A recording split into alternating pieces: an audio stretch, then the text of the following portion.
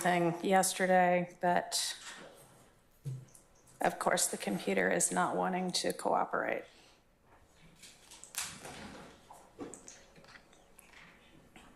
Can I just go through Zoom for it? Trying to find my...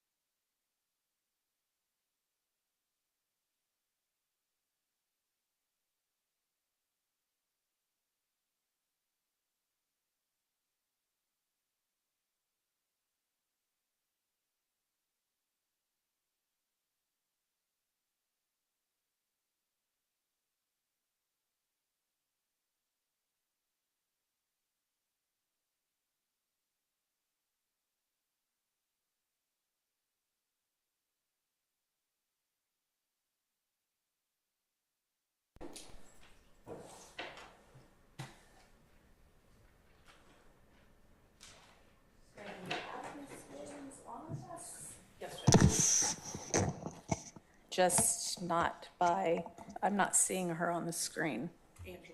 Oh, Your Honor, I'm here. Okay, are you just not on video with us? Right, but I'm here. Okay, all right, well, good to have you. Hope you feel better. If you might be sick as well, I think. Okay. Good morning.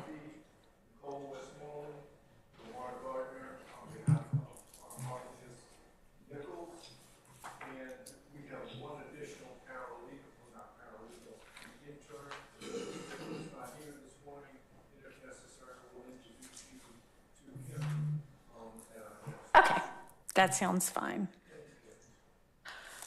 All right, so a couple of things that we need to try to figure out from the outset. What is pending that I need to make a ruling on, and what our schedule is going to be like moving forward. I know there are already a couple of weeks that the jury has been sort of told you'll be excused for this week, so I will honor that. But I need for us to try to be efficient with the jury's time. So whatever we all need to get sorted out in the interim before we bring them back, as much as we can do, I'd like to do that so that we can minimize the times when they're here, but we have to send them to the jury room to figure out things that we could have figured out before. And I know sometimes that is going to be unavoidable, but to the extent we can avoid it, I'd like for us to talk to each other beforehand, give each other a heads up about what is going to be coming in or what we think might be an issue, and deal with it without the, wasting the jury's time, basically. So Mr. Steele, on behalf of Mr. Williams, sent me yesterday a list of what he believes to be pending motions that still need a ruling. And I think I have one that I know of from Mr. Huey, and I'm just going to kind of hear from each party as to what, as the state as well, as to what y'all believe is pending that we need to get heard. And since I've already got Mr. Williams' motions written down, I'm just going to make sure, Mr. Steele, that I've got all of the ones that you believe to be pending. So I saw in your email a July 8th and a July 9th motion to recuse both Judge Glanville and Judge Krause, which I'm obviously, we're not going to do anything substantive here today. I'm just going to make sure I know what y'all believe to be pending. A July 10th motion entitled for a fair trial that is essentially to find out about whether there have been any other ex partes. A July 1st motion that's kind of a proffer about something that happened with a jail call, evidence that's already been taken care of, and I mean, I'll look back into that, but a July 18th motion to disqualify 2 of the prosecutors, a July 10th motion asking, I guess, prospectively for a fresh look maybe at 24-8-801. And then you had also provided an amended witness list and a notice of filing. Are there any other pending motions for Mr. Williams that I didn't include?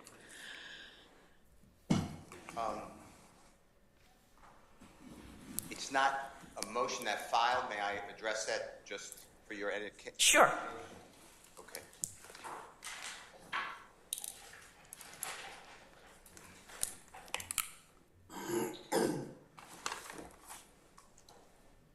And are you going to file it? You're just giving me a preview, or? I can file it. Okay. I'll do whatever this honorable court desires. So I just want to bring to the court's attention to be, fair to the Okay. court.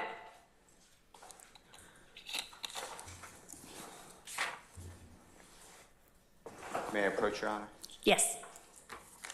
And it may be easiest to just hand it to Ms. Pursfield. And y'all, it's on my mind right now, before we all leave here today, I want to make sure that my staff has cell numbers for everybody. Okay. All right. So I've handed this honorable court's co-worker and the state 2 cases, P-R-O-P-S-T versus Morgan, M-O-R-G-A-N, and it's 288 Georgia, 862, 708 Southeast 2D, 211. And if you look at page 2 of the copy of the case that I've handed to this honorable court and the state, on the left-hand side, on the bottom last paragraph, our highest court explained that another line of appellate decisions holds that if a party, the reason I raise that is, Your Honor may be aware but may not be, the Honorable Douglas Weinstein filed an initial motion to recuse Judge Glanville. He did that on June 12th of 2024 in the afternoon hours. Judge Glanville initially he stopped proceedings and he denied that motion without referring it to another judge, and he made some findings of why he's denying it. On behalf of Mr. Williams, the Honorable, yes? Was there a written order? He did file a written order. June the 14th. Okay. 2 days later, All right. and that was the Honorable Douglas Weinstein. Okay. The Honorable Keith Adams and I, on behalf of Mr. Williams, then filed a motion to recuse, but we didn't file ours until June 17th. It's a Monday, June 17th. Okay. But the way I understand the case law is that once Attorney Weinstein filed that motion, which the Honorable Judge Krause eventually granted. Okay. Judge Krause, in a written order dated, I'm going to tell you, July 15, 2024, granted Mr. Williams as well as Mr. Kendrick. Mr. Weinstein represents Mr. Kendrick, both of the motions. So the way I understand the case law is everything that happened after the filing by Mr. Weinstein on June 12, 2024 is invalid. Okay. So if you would do me a favor and put that in writing and file it as a motion, and then I will add that to our pending list. Yes. And I appreciate you letting me know. I don't want to get into substantive argument about anything today because we don't have the parties themselves here. This is basically just a sort of status. So if you will file something to that effect, then I'll have that added to the list, but I appreciate that. I'll file it Thank you. today. Can I add one other thing just for your knowledge? But Sure. if it's something that's more than a status, then I will withdraw it. Yeah, and I mean, you can tell me, but I'm, not going to consider it. We're not going to argue it. But yes, absolutely. Go ahead. Understood. I just want you to know that there was a witness testifying. That's why I thought it's important, which will potentially, if you determine it, require the jury to have their notes, if you require it taken away and then wiping out what they heard. I just want you to be aware of that. Okay, I'm not sure if I follow what you're saying now. So there was a witness testifying. His name's Mr. Copeland. Yeah. After Judge Glanville denied that motion, the Okay. jury heard from a witness on the afternoon of of June 12th, June 13th, June 14th, and then June 17th. So I just want you to be aware. All right, I understand what you're saying now. All right, thank you. Other than that, those are the All right. motions. Great, okay. For Mr. Huey, I have got a renewed motion for bond. Is there anything else for, I don't even know which party I'm looking at yet, but, okay. That is the only motion that I've got Okay. at this point, Your Honor. All right. Yes, thank you. Okay, so for Mr. Stillwell, So, Your Honor, the way that we had been operating under this case, under the Honorable Judge Glanville was something. Yes, sir. Your Honor, the way that we had been operating under Judge Glanville was there was a thing we named the Harvey Rule, which assumed that all were in agreement in opting into a motion unless we specifically opted out of that motion. So everybody's joined on everything. Steele has filed a number of motions that we opt into. Okay. And Your Honor, I'll also just point out, there's also the gentleman who's on the stand right now. I think that we need to have a hearing regarding the admissibility of his testimony. I'm not looking at Mr. Steele's motion, but I too believe that we need to look at the co-conspirator exception to the hearsay rule and determine if that applies to the gentleman who is currently on the stand and what he said. Okay. And additionally, after Mr. Weinstein's recusal motion, we spent a significant amount of time going back and forth about prior statements and redacting prior statements, and I believe that Prior statements of Mr. Copeland? Okay. we would have to go through that process again because that was done after the Mr. Weinstein's recusal motion. So we probably need to relitigate that as well. Of course, if it doesn't fall under a hearsay exception, then we wouldn't have to do that. But Okay.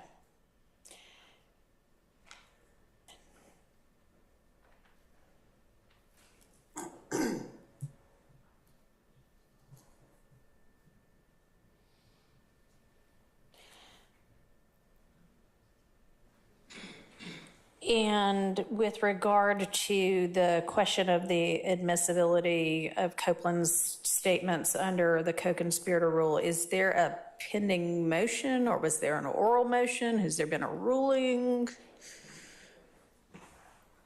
there was a ruling. Okay. I don't recall if it's been reduced to writing. I'm going to assume it was. But you know, we've litigated a recusal motion. We've talked about the appearance of impropriety at this point, and from our stance, we need to relitigate that issue. Okay. Yeah, I mean, sure. Separate from whether anything needs to be reconsidered based on anything about the recusal, just with regard to like pure evidence. Yes.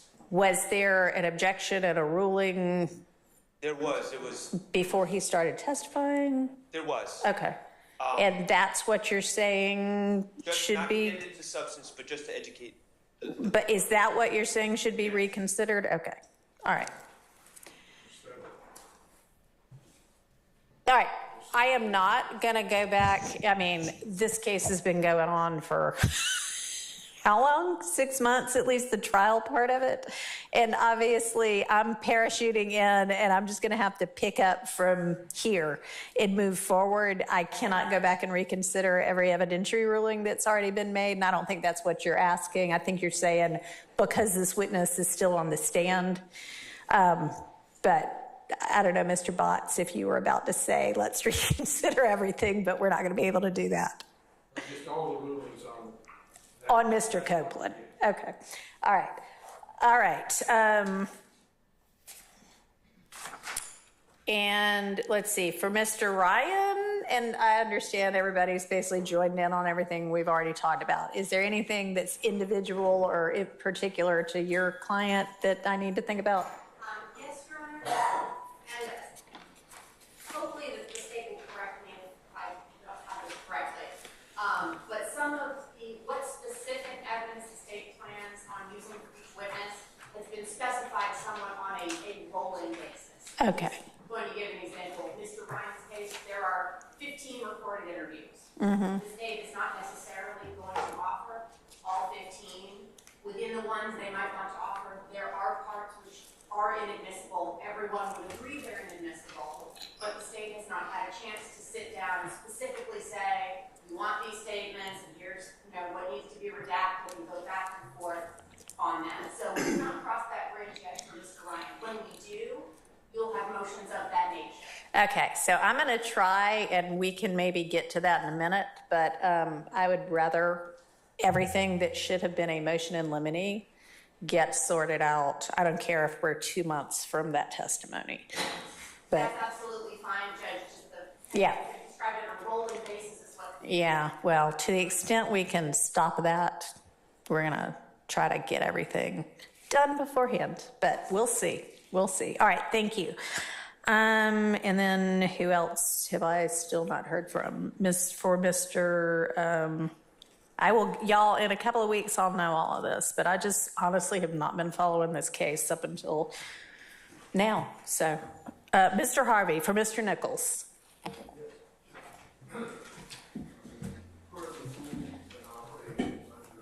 And I may need you to yell. I'm sorry. Better? Yes. Per the rule we've been operating under, we're all in on everyone else's motions, barring a on-the-record opt-out. Okay. So we're in on everything because we have not opted out as of this point on any of those motions. Okay. There may be, to be honest with the court, I wanted to see where we were today, what our plan was. There may be some additional motions that would be filed on behalf of Mr. Nichols and perhaps other defendants. If we're going to view this as sort of a logistical status conference, based upon prior proceedings, we've mentioned certain things. We've mentioned certain cases about what may or may not be valid or evidence post motion to recuse. There may be some additional motions that need to be filed. So I would ask that on behalf of Mr. Nichols, that not only we're opting in and we need to now think about whether or not there's going to be any specific opt-out, but to give us some time frame to file any additional motions based upon the unusual proceedings and circumstances in this case moving forward. All right, so I'm not going to be able to give you a blanket, hey, you get X amount of days to file whatever you want here, because I don't know what it is that you might be contemplating. And frankly, there have been, at least a week and a half that's gone by since whatever the ex parte was that caused all of this. It may be that it's appropriate for another motion to be filed and be considered. It may not be. I'll kind of have to wait and see sort of what it is and why it is only now that it is going to be filed. So I just can't give you an answer on that before I know what it is. But I mean, I'm certainly not precluding anybody from filing. I just don't know if it's, I mean, if it's something that could have been filed 10 months ago, then I probably don't want to hear it now. No, I think these circumstances are unique, clearly. So it presents unique opportunities to now move the court now that we have a court. I just Okay, don't want so why don't I just say that if you are contemplating anything, contemplate it quickly and get it filed 5 business days? by, yes, before the end of next week, because, and I want us to all look at a calendar in a few minutes, but, you know, the jury has already been given the week of July 29th off, so they won't be back before August 5th, really. So I would like for us to, if we're going to be moving forward with this case, to be able to move forward with it and have all of whatever this is going to be out of the way before then. So if you can honestly, because I would also like a response from the state on anything that gets filed. So if y'all can, given that you've had already, you know, what, a week and a half since whatever went down. I don't know the exact dates of everything yet, but you don't really need 5 more days to think about it. I'd like y'all to get anything that you're going to filed by the 23rd, which is next Tuesday. That may make for busy weekends for y'all, but that is what it is. And then I want responses from the state by that Friday, the 26th. Okay? Which does not mean I'm inviting them. It just means if there are some necessary ones that we need to consider. Obviously, I want them briefed by both sides. And then we'll probably spend the week of the 29th we'll all be here without the jury trying to get as much done as possible, I think. Okay? And that may answer my next question. I know that on behalf of myself, and I know various other co-counsel, I mean, as soon as the words "we're in recess" were uttered, I have emails, specialists at trials. I mean, I am inundated by other both federal judges and Superior Court judges. I am asking for protection, and I would assume that co-counsel would join in this protection so that I can say to these other judges, I am on trial, I'm required to be participating in this court, and you cannot set me for trial in another court because I'm on trial. Can we get that protection from the court? I mean, yes, you shouldn't even need that because we are in the middle of a trial. I don't care whether the judge has changed or not. This trial is ongoing. But yes, to the extent that any judge calls at my chambers, yes, I will tell them, sorry, you can't have Mr. Harvey right now. I've got him. I want to make those representations in conflict letters. I want to make sure that I'm doing that properly. Yeah. Now, if there is, because I have been until recently one of the people trying to get a hold of all of y'all for other cases. So if we decide we're taking a 2-week vacation in August, which we won't be, but you know, hypothetically speaking, and y'all aren't in here with me litigating something, then for, you know, a 1-day hearing or something. Yes. Yeah. I don't mind the 1-day hearing. I do mind going to trial when I'm on Sure, trial. yes. So with that, Y'all are all protected from being expected to be in trial anywhere else until the end, completion, however it completes, of this trial. thank you. Yes. Thank you. All right. Your Honor, Doug Weinstein for Mr. Kendrick. We have no pending motions other than what has already been stated by our defendant's counsel that we all join in. We will be filing motions before Tuesday, but we have no pending motions.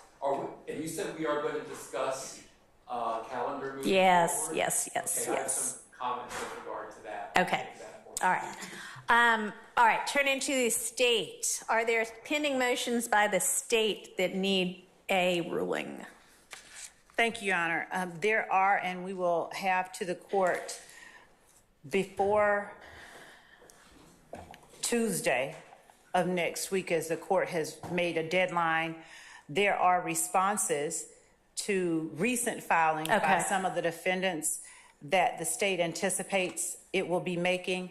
And there are 2 anticipated motions in limine that we will have filed by Tuesday. Okay. Based on the court's earlier instruction today, there were matters that are more appropriately placed within a motion that we will have to the court by Tuesday as well. There are, and we will identify all of the ones that we believe exist. There are outstanding, there are rulings that have been made long ago by the court that may not have been reduced to writing. We are working towards identifying each of those, as well as putting into a chart for the court a list of the motions and rulings that have previously been entered. That would be fantastic, because while y'all all know what the rulings were, I do not. So yeah, a chart and some further information would be great. That was on my list as well. Thank you. Of course. And we also intend to address, we can do that in the context of a motion, or the court, if it is appropriate today, can address it. We would like to present to an exchange with counsel for each of the defendants what we believe and what we have kept a record of, all of the exhibits that have been tendered, ruled on, and admitted so far. Okay. If that is more appropriately addressed in a motion, I can do that, or if the court will permit us or schedule for us a deadline by which to exchange exhibit lists, because the state currently has an exhibit list that we believe is thorough. Okay. That includes the exhibits that have been tendered and admitted by both the state and each of the defendants. Okay. And do you have that like with you and ready right now? No, we want to present that to the court. Okay. We want to compare it with, if the defendants each have one, compare it with those. We want it to be as accurate as possible before we present it to the court. Okay. So do y'all want to maybe, it sounds like outside of a proceeding, y'all all get together and do that? Or, I mean, if we want to all do it in court, that's fine, but it's not a bad idea.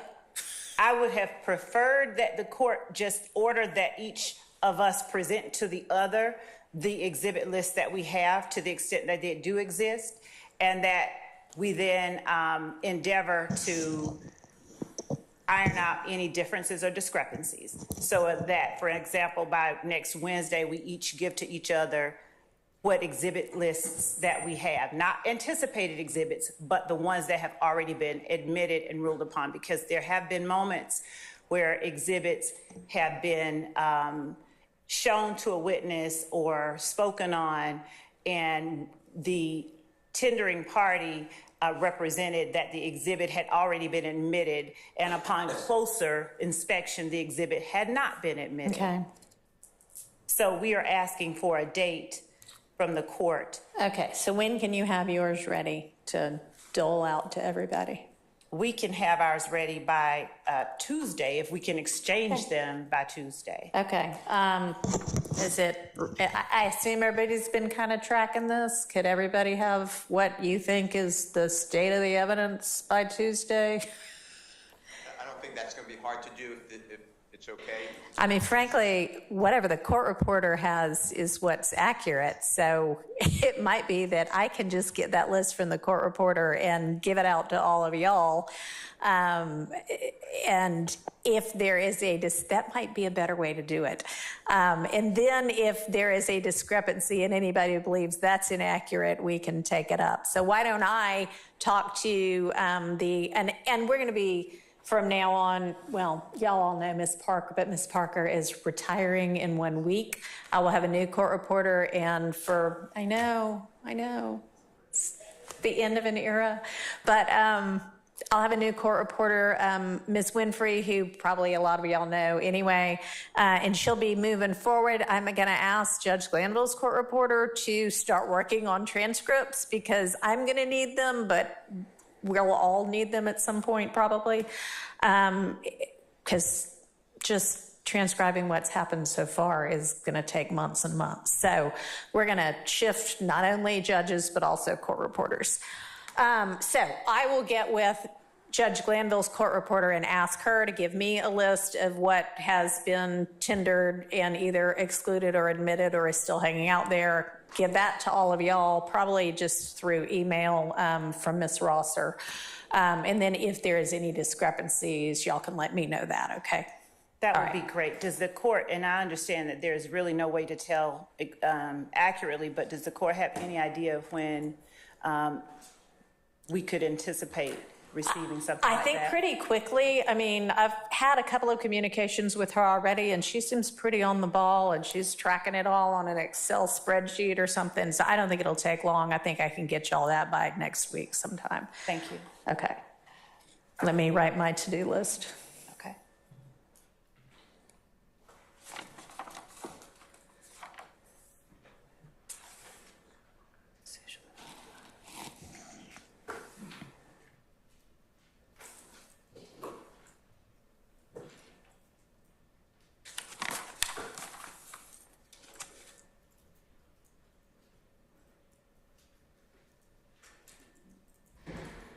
All right. What else?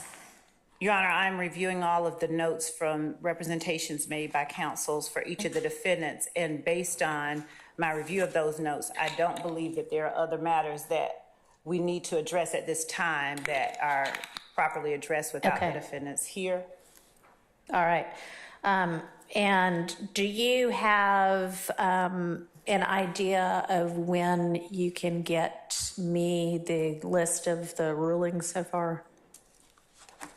Yes, Your Honor, And I know that's a bear of a task, so that's okay. don't want to be unreasonable about it.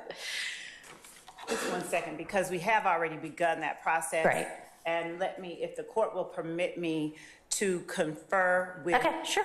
our team members who are working on that. Thank you. Thank you.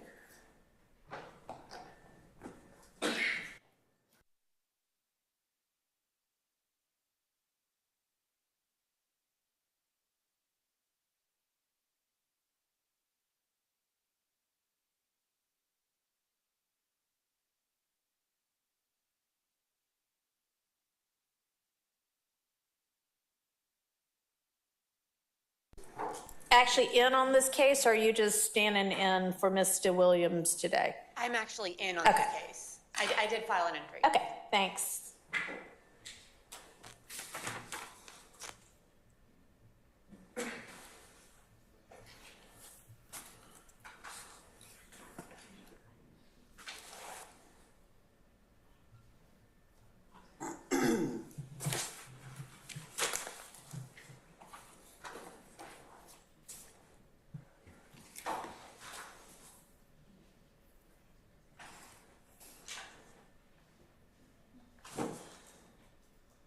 And Your Honor, I know that we can have that list before next Friday, or at least by next Friday. That'll be great. Okay. Thank you.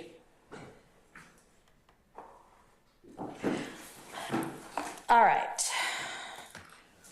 With regard to the most immediate scheduling, the kind of getting through, hearing argument on, getting rulings on, the things we all just talked about that are pending. Is everybody available and I guess I've already got y'all, unless Judge Glanville had excused you, I think I've got y'all, but is everybody available? And I'm not saying we're gonna be here 8 to 5 every day the week of the 29th, but is the week of the 29th, everybody's available to the extent we need all of those days? The state's available. Okay. Anybody not? Okay, perfect. because I'm thinking that at least most of that week, that's what we're going to be doing, which means I am not going to be going to the judges' summer conference, but that's okay. That's okay. Okay. All right. With regard to kind of further in the future, just when we're going to be having trial, I think it's maybe been like 4.5 days a week or something. I don't know. I guess it doesn't matter what it has been. Here's what I'm thinking. I am thinking that when we are in trial, we start at 8:45 and go to about 6, at least until the time changes and it gets dark early. And I'll have to obviously make sure that all the jurors can do that. I don't know what their, pick up kids schedule is or anything like that. But I want to make the most of our time, like I said, while we're here and have them. So that's kind of going to be my plan going forward. And it may be that we want to go all 5 days. It may be that we want to, break at lunchtime on Fridays. And if we have other business to do, we stay for the afternoon. And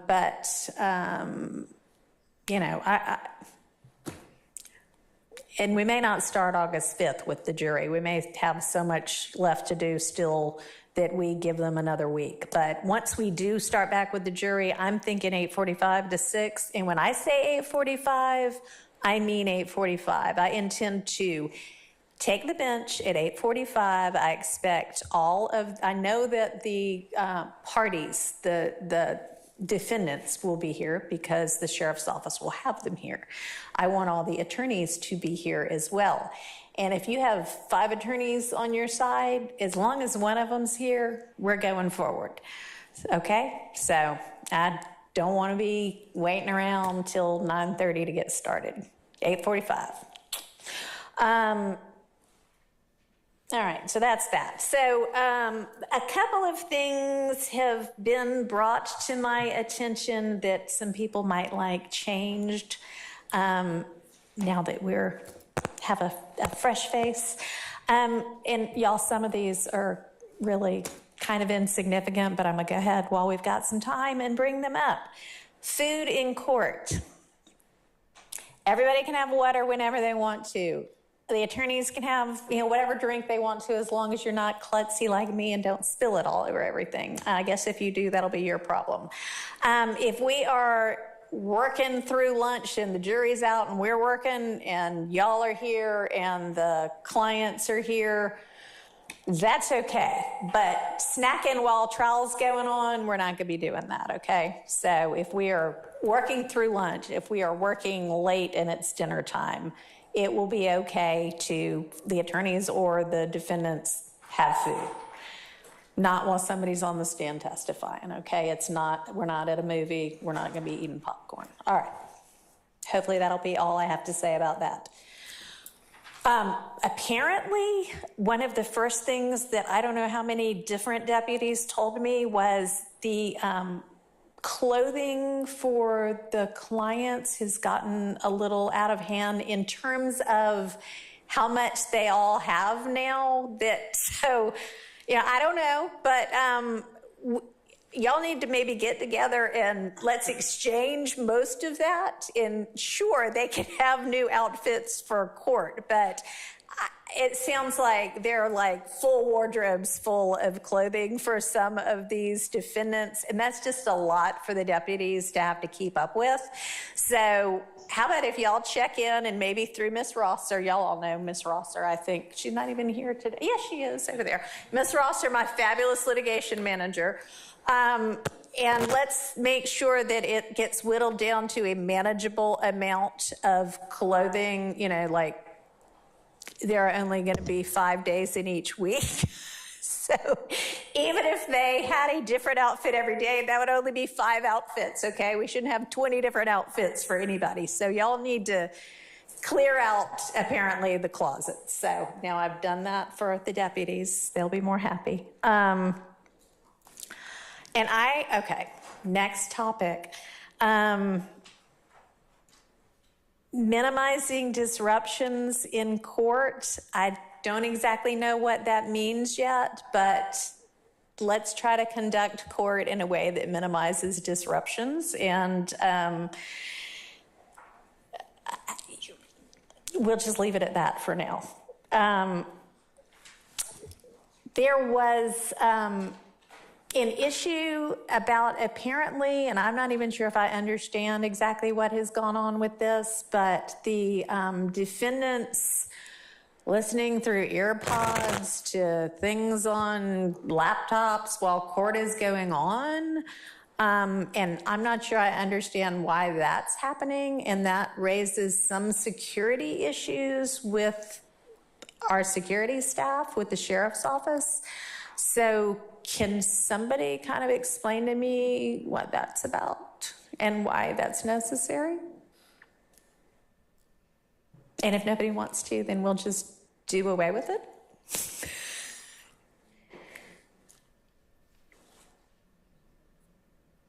I think it was originally to combat boredom. All right, well, we won't be bored from here on out. So then if that's the only reason for it, I want to be moving forward efficiently and expeditiously. So let's just plan to not have that happen anymore. And if there arises some new reason for it, then we can address it again anew, okay? Yes, sir. Good morning again, Sergeant Mathis, Mr. Huey. There are times where the defendant might need to listen to evidence, interviews, things of that nature, and I've made that available for my clients to listen to some of the interviews from witnesses, testimony, prior interviews, things of that nature.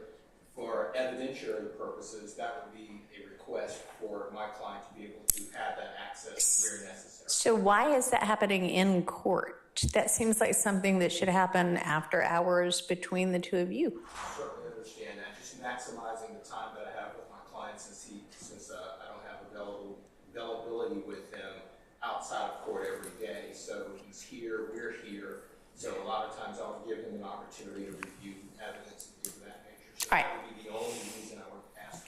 I'm going to ask that you try to get that done outside of courtroom time. And if there is some sort of an emergency, unexpected reason why something can't have been reviewed before, then you can bring that to my attention. But, okay. All right.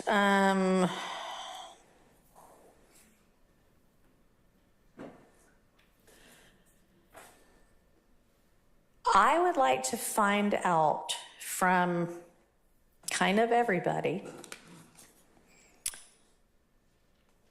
how many witnesses there are to go and what you expect those witnesses to say. And one reason I say that is because Judge Glanville had entered an order,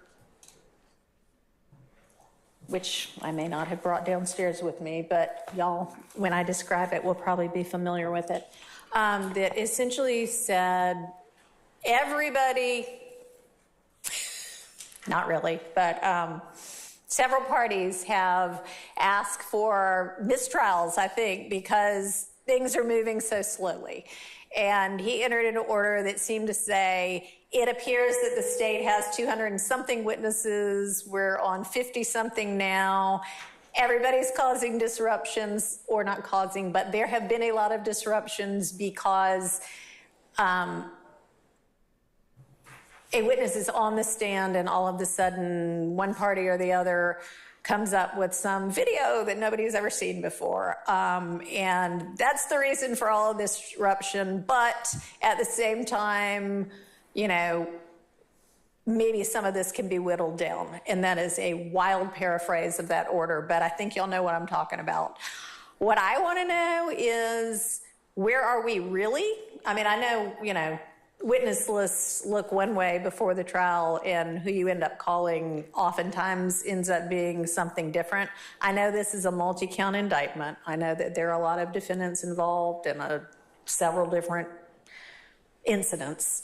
And I don't expect this right now, but I would like from everybody, to the extent the defense knows whether they're going to present a case or not, a realistic list of witnesses, maybe like what counts they go to and what you expect those witnesses to say generally, broadly. Because this case has been going on for a really long time. And there is a rule that lets me exclude cumulative evidence. And I might end up using that. So how about y'all give me a heads up on all of that, okay? And if that is something that y'all could have to me by next Friday for everybody, that would be great. Let's see, what's next on my list? With regard to kind of just general scheduling, other than the week of the 29th, and then I was told,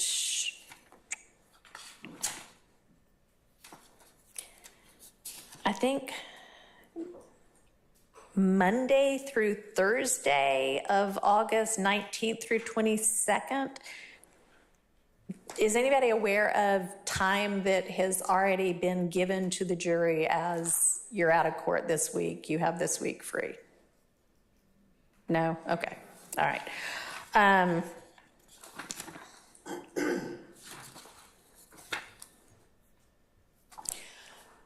Does any attorney right now know of a date that nobody from your team can be here? And I wouldn't expect that to be the case because y'all are in trial, but no, I mean, anybody getting married? Okay.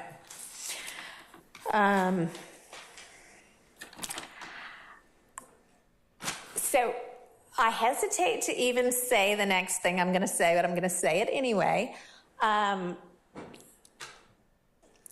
The little bit I have seen about this case, it definitely has appeared that there have been times that tempers have flared a whole lot and that people have been maybe less than professional.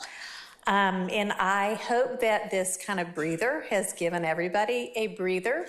And everybody has been absolutely wonderful here today. But I would like for us to maintain a degree of decorum and dignity and professionalism. That is what is really expected of all of us as members of the bar. I don't want to have to say anything beyond that, okay? But if it gets to a point where I think that is not being carried out appropriately, we're going to all have to talk, okay? All right.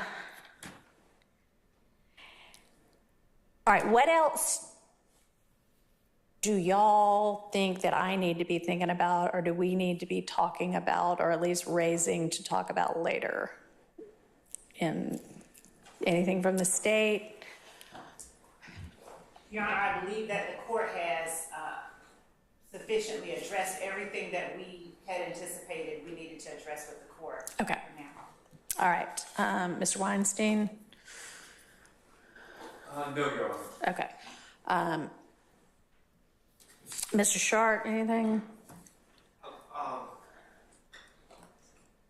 There have been, this case, as you know, is enormous, and the discovery is enormous. There are certain,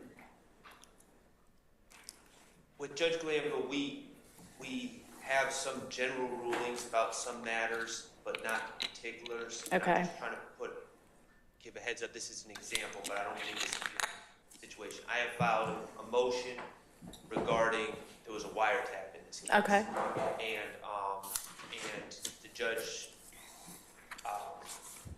overruled my objections and stated that the wiretap was legal.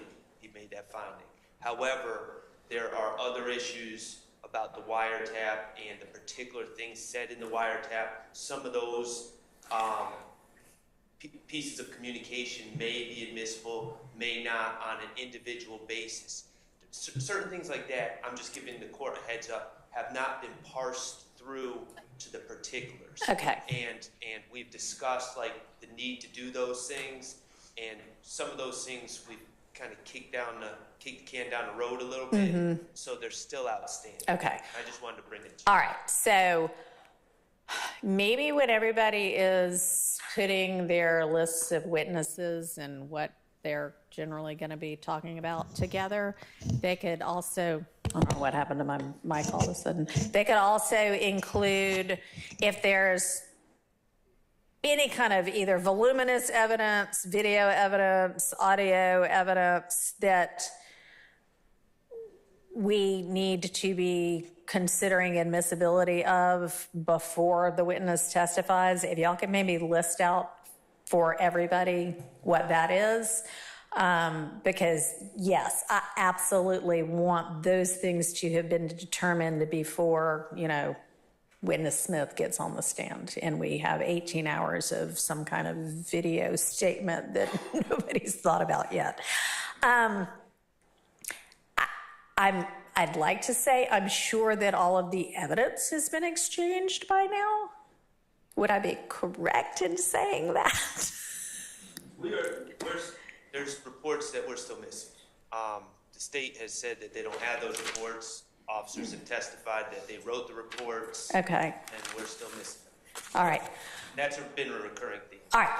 If everybody wants to detail anything that they think is missing, and I'll hear from the state on whether it is either missing, about to show up, or does not exist, that'll be something we can take up substantively, just so we start out all on the same page. That'll be something maybe y'all can do next week, and we'll take up the week after that as well. Okay, because yeah, if we need like 5 days of motions in limine, we need to do that. Okay. Judge, I just wanted to make clear that the state has complied with its discovery obligations, that we have turned over all of the discovery that exists in this case. And as the court is aware, discovery is that which we have so we have turned that over. And we've actually gotten, when requested, we've sought from outside our office any other materials that existed in the universe. We will do as the court has instructed and provide to the court a list of matters we believe have been unaddressed still as they pertain to our requests for reciprocal discovery. Okay. And Mr. Shard, I know you've been in my courtroom before, and typically I have, you know, one side or the other list out specifically what they think is missing, and we inquire about it and try to get to the bottom of it. So that's what we will do. Y'all make up the list, and then we will do that. We'll actually go through it in detail so that everybody knows what's going on and we all are on the same page. All right.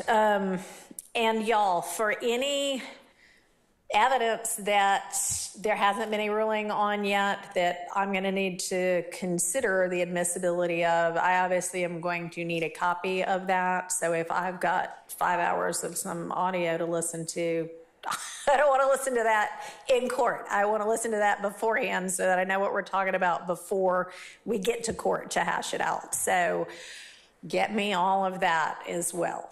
And that'll be more homework for me to do.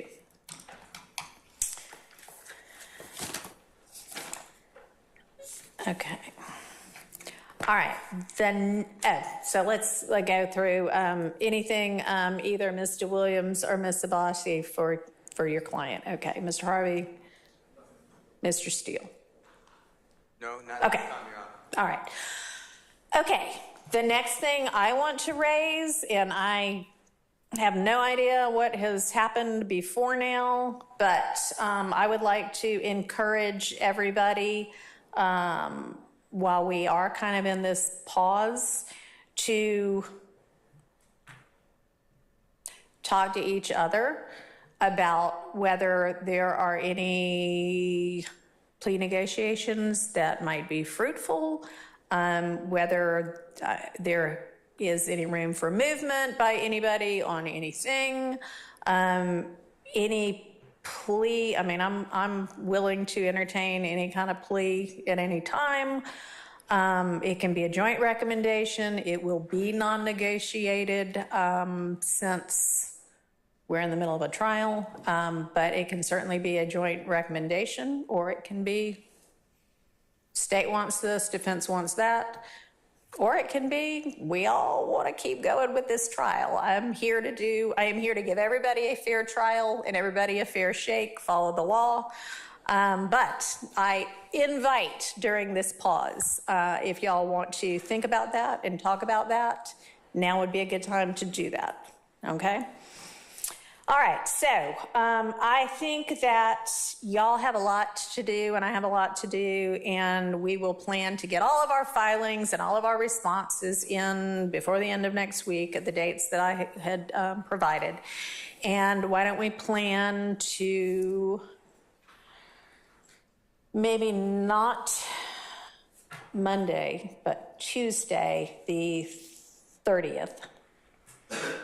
All convene here at 8:45 and just start tackling everything that got filed, okay? And we'll plan to go pretty much all day until we finish every day that week. And by the end of the week, I'll know whether we are at a spot to bring a jury in or whether we need another week. All right, anything else from anybody? I have a question, Your Honor. Yes. The court instructed that we provide the court with evidence for which there may be admissibility issues. Yes. I wanted to ask for the court's clarification if that meant whether there have been prior motions to suppress filed, or if the court is instructing that notwithstanding the absence of a motion to suppress on a particular piece of evidence, that we are now going to be entertaining motions to suppress. For instance, if there's a recording that we have turned over, will the court be entertaining motions to? So I don't really know what the expectation has been. I mean, if this had been my trial from the get-go, we'd have litigated all the motions to suppress by now. Motions to suppress shouldn't really be getting filed mid-trial. That being said, I would rather, if somebody is going to stand up and say this is 100% unconstitutional for X, Y, and Z reasons, I shouldn't be letting in something that's unconstitutional for X, Y, and Z reasons. So I'd like to know it, but I mean, I want it to be a legitimate, valid concern evidentially, constitutionally. I don't want it to be, you know, here's my chance to challenge everything under the sun. So I don't know if that answers your question, but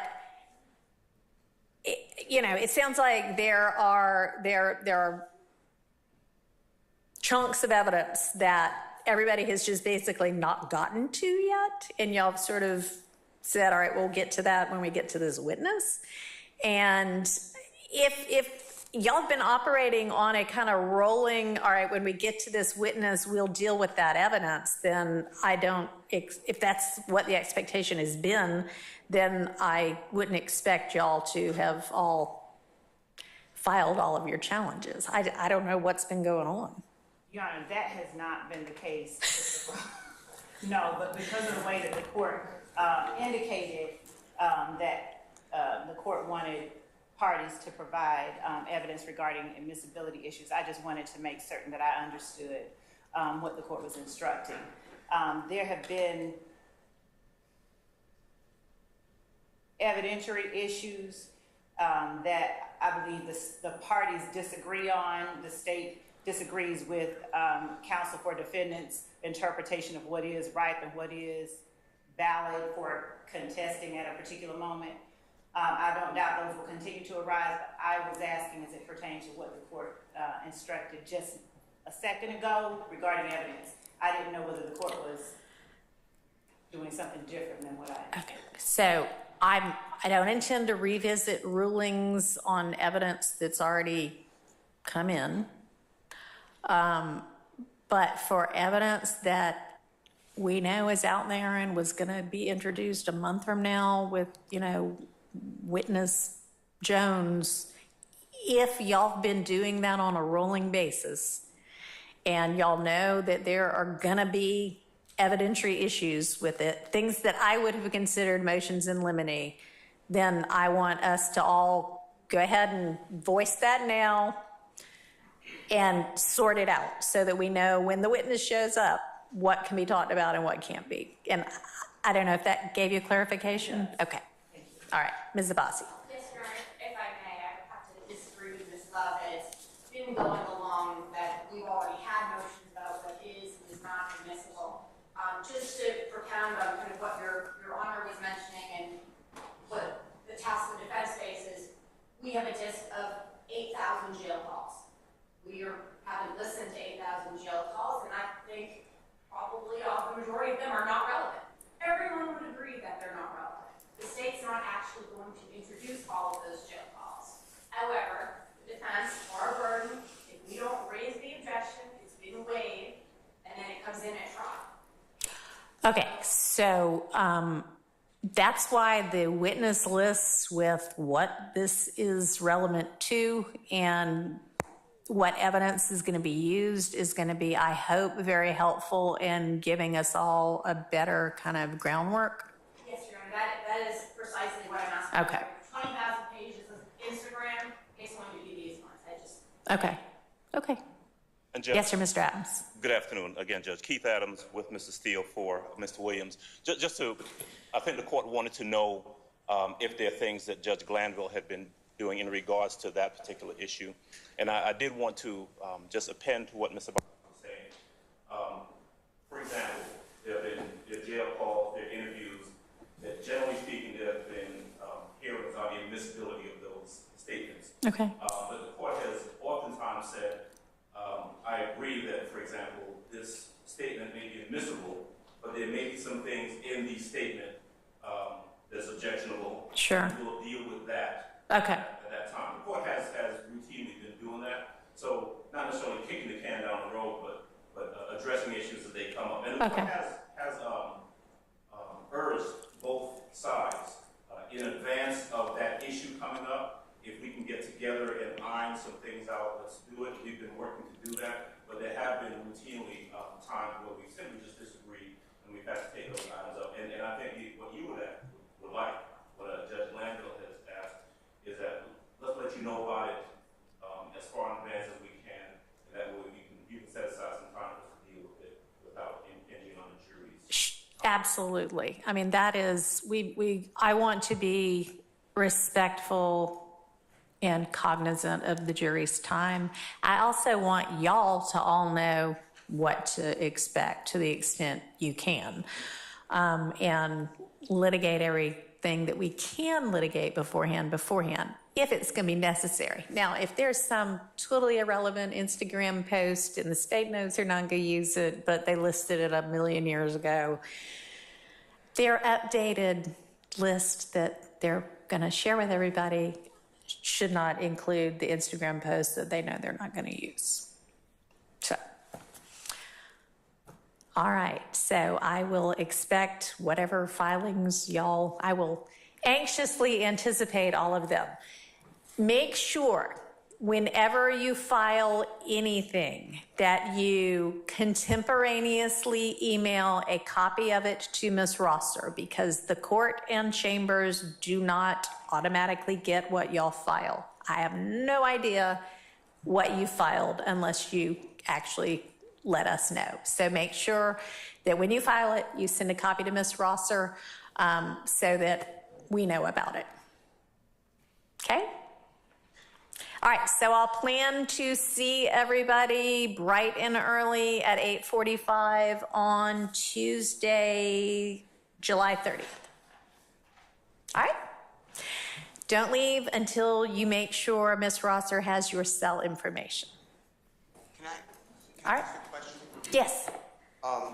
Judge Glanville had, for both sides, 2 Fridays before that tell the other side what witnesses and what exhibits are going to be in play.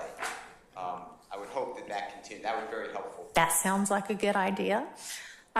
So sure, we can leave that as sort of a standing rule. And I suspect that this is true as well, but let me go ahead and say that as we're going through trial, I expect you to have your next witness ready to go. I don't want there to be a 5-minute pause between one witness getting off the stand and the next witness getting on the stand. And the state knows, we're in the state's case right now. The state knows what it's doing. The state has investigative help. Make sure you have enough witnesses to carry us through each day and that they're ready to go. Again, that all just kind of falls under the auspices of let's be respectful of the jury's time. Mr. Harvey. Can I assume, Judge, that we are going to continue with the opt-out rule so that you're not going to get all 8 of us standing up going, I'm in too? Yes, no, that's a great idea. Let's continue with that rule as well. Thank you. I mean, I plan to basically continue with the rules already in effect unless there's some reason to change them. So I hope if there is something, y'all can bring it to my attention. Otherwise, we'll just keep rocking as before. All right, thanks, everybody. To be honest, remember in the press, there was a rule in place for the members of the press to get the witness list on a Friday, so if someone would be excluded to be shown on camera. I want to make sure that's still in place as well. Okay, so I guess y'all would have agreed beforehand that a particular witness shouldn't be shown on camera, and then who gave the list? The state has been providing to members of the press the list of those persons, and the judge has made rulings regarding those persons. So I saw a ruling that said if there's somebody who, for whatever reason, shouldn't be shown, whatever kind of concerns, then they won't be shown in the, but it wasn't exhaustive. it seemed that was kind of a witness by witness thing, and that there was an opportunity for input. Yeah, there's an order that the judge entered, and there were certain reasons that the state could request that witnesses not be televised. I believe that was to be provided to us the Friday before, and then we would have the opportunity to object to that by Monday. Right. And then the judge would make a decision based on his criteria whether that witness should be shown on television or not. Right. And I believe that Mr. Harvey has a standing objection to all witnesses at this point. Okay. Wait. To all witnesses being shown or being excluded? Okay. Well. No witnesses excluded. I don't want to speak for Mr. Harvey. All right. And I'm in concurrence with Mr. Harvey. Okay. Well, that's why I guess it's being taken up on a case witness by witness basis. So, Ms. Love, then you're providing that to the court and the opposing counsel. If there's objection, we're litigating it. And then are we saying it's like the next Friday that we then tell the press, or help me out on that? Ms. Hilton says she has been providing that list. I will let her explain to the court. Okay, because I guess I'm wondering, how is there a list if there hasn't been either agreement or a decision on it? I believe, I'll let Ms. Hilton start, because she's the one that initially prepares the list. All right. Good morning, Your Honor. Or good afternoon at this point. What has happened is the week before, certain witnesses were going to come up the following week. Okay. We would identify any of those witnesses that we are asking not to be shown. We would forward that to the media as well as to opposing counsel. They would then decide, object, and we would hear on Monday the ruling from the court. Okay, well, so then with regard to the media's inquiry, it sounds like what y'all have been getting as a list from the state is kind of the preliminary, we think this might be the case list. Right. But Ms. Hilton, do you then give them and here's what our determination was list, or? So normally the court has put on the record that Monday, whether or not that witness should not be shown. Okay, so y'all you've got your list and you either strike that person off because I said they can be seen, or you just go with what's on there. Okay, that makes sense. So yes, we'll continue with that as well. All right, we're in recess.